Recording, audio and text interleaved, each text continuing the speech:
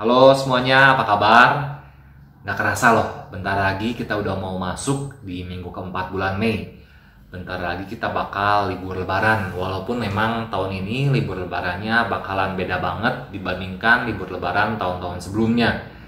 Kenapa ya? Karena memang gara-gara si pandemi COVID-19 ini ya.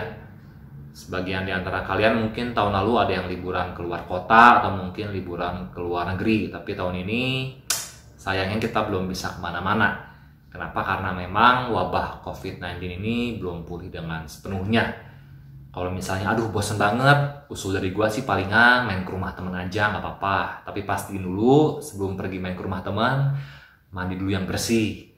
Terus waktu udah nyampe ke rumah teman, minta izin buat mandi dulu sekali lagi. Nah, jadi pas ngobrol di kamarnya bisa lebih tenang dan nggak was-was begitu ya. Nah, selama bulan Mei ini kita semua belajar tentang family values. Mungkin sebagian di antara teman-teman ada yang masih ingat. Minggu pertama kita belajar tentang apa? Tentang honor. Kedua, kita belajar tentang honesty. Minggu ketiga kita belajar tentang gratitude. Dan minggu keempat, hari ini kita bakal belajar tentang kindness. Sebelum masuk ke dalam pembahasan, gue ingin ngasih penjelasan yang singkat dulu nih. Sebagian antara kalian mungkin ada yang bertanya-tanya, kenapa ya? Ngapain sih kita belajar tentang hal-hal seperti honor, menghormati orang tua, honesty, jujur kepada orang tua, gratitude, mengucap syukur kepada orang tua, dan terakhir kindness. Ngapain kita belajar hal-hal seperti ini? Dan gue yakin sebagian antara kalian mungkin berada dalam kondisi keluarga yang gak sempurna. Mungkin papahnya ada yang nyebelin atau ngeselin, mamahnya mungkin ada yang rese banget. Gue ngerti kita semua mungkin punya ketidaksempurnaan di dalam keluarganya masing-masing.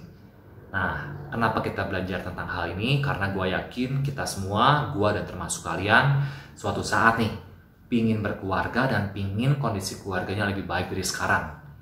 Gue yakin gak ada seorang pun di antara kalian yang punya cita-cita misalnya gini nih, bokap gue kok rese banget ya, nanti kalau gue jadi bokap, gue pengen jadi bokap yang lebih rese dari bokap gue sekarang. Kayaknya nggak ada ya. Atau enggak, mungkin kalian yang punya nyokapnya rada nyebelin. Aduh, nyokap gue nyebelin banget. Pokoknya nanti kalau gue jadi nyokap, kalau gue jadi ibu, gue pengen jadi seorang ibu yang lebih nyebelin daripada ibu gue sekarang. Kayaknya enggak ya. Kita semua pasti pengen menjadi orang yang lebih baik. Kalau bokap kita sekarang baik, kita pasti tetap pengen menjadi seorang bapak yang lebih baik lagi. Nah, makanya penting buat kita untuk mengingat, mengerti, dan mempraktikkan hal-hal yang udah kita pelajari. Hari ini kita fokus membahas tentang kindness. Waktu kalian mendengar kata kindness, apa sih yang langsung muncul di benak kalian? Gua yakin waktu kalian disuruh mendefinisikan arti kata kindness, setiap orang bisa punya definisinya masing-masing. Di Alkitab sendiri nih ya, ada beberapa ayat menerjemahkan kindness menjadi ramah.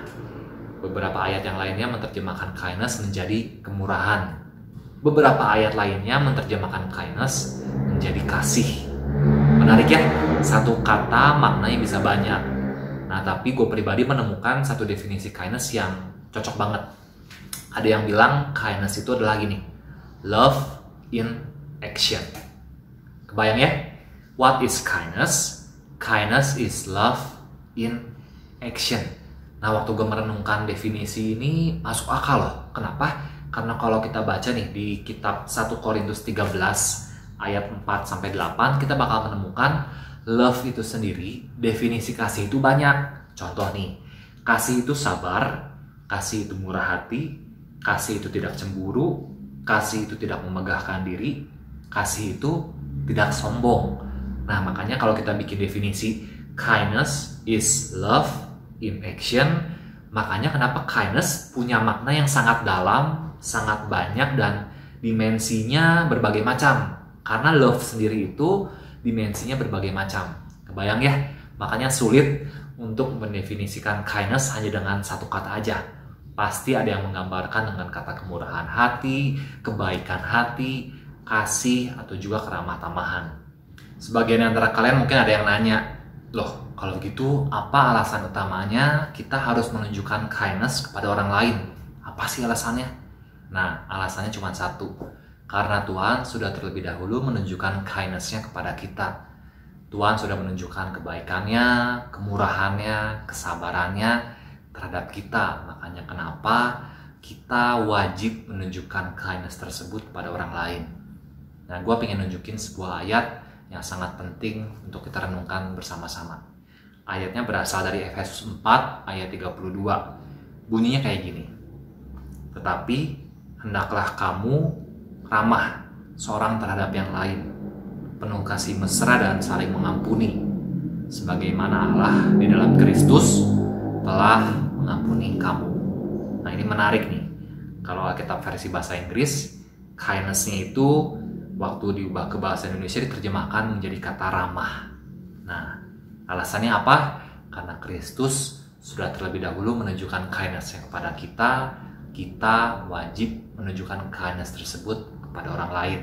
Ada satu prinsip penting yang harus kita pahami untuk memperhatikan yang namanya kindness. Bedakan antara be kind dan be nice.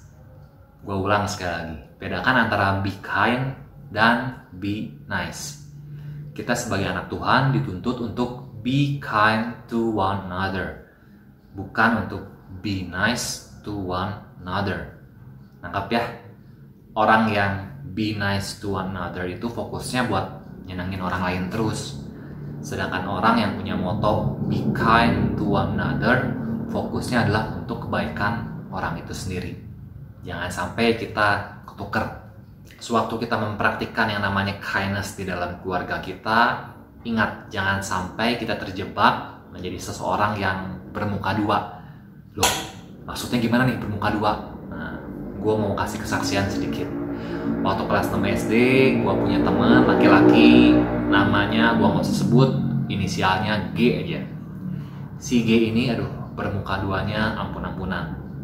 Di rumahnya alim banget ya, sopan banget ke papa mamahnya, tapi kalau di sekolah, ngomong kasar, ngomong kotor, pokoknya ngomong jorok lah.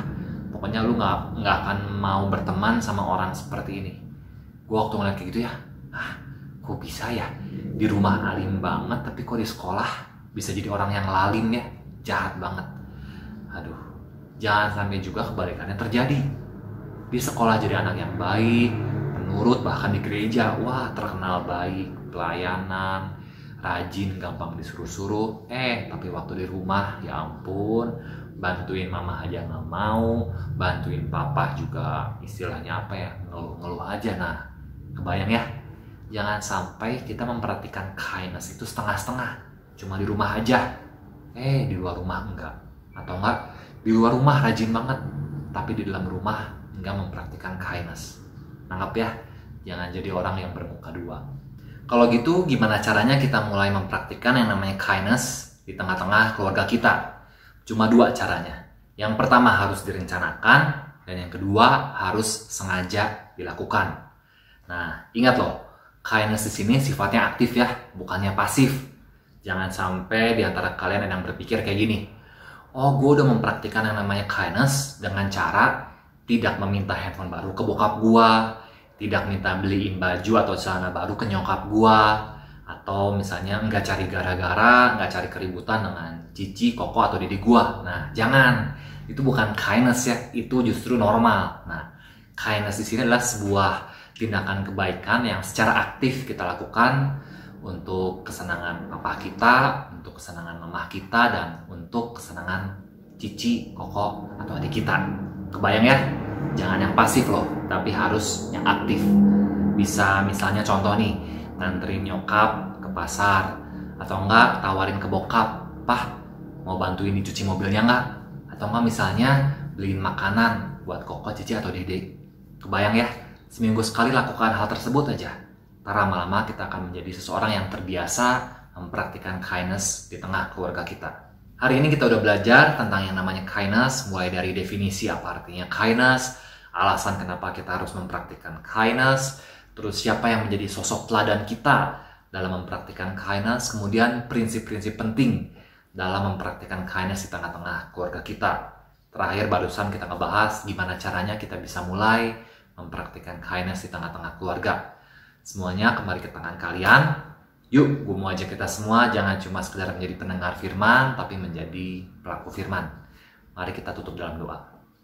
Bapak, terima kasih untuk kesempatannya pada hari ini kami bisa mendengarkan firman-Mu mengenai pentingnya kindness. Tuhan, kiranya Engkau yang berikan kepada kami hikmat supaya kami bisa mempraktikannya di tengah-tengah keluarga kami, supaya kami bisa menjadi berkat bagi keluarga kami terlebih dahulu, sehingga kami bisa menjadi berkat buat orang-orang di sekitar kami.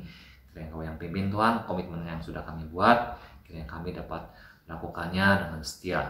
Di dalam nama Tuhan Yesus kami sudah berdoa. Amin. Oke, sampai jumpa di lain waktu. Stay safe, stay healthy, and bye-bye.